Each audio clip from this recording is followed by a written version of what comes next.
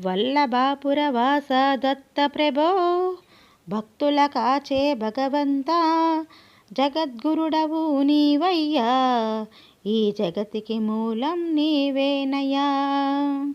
అత్రి మహాముని సంకల్పం అనసూయాదేవి తపోబలం అవనిపైన నీ ఆగమనం దివ్యమైన నీ విచిత్ర రూపం. మునులు దేవతలందరూ నీ రూపమును దర్శించి అమితమైన ఆనందమును పొంది ముక్తులు అయ్యేరయా. ప్రణవ స్వరూపవో దేవా వేదములను ప్రబోధించి జ్ఞానులకే సుజ్ఞానమును ఒసగి వారల బ్రోచితివి.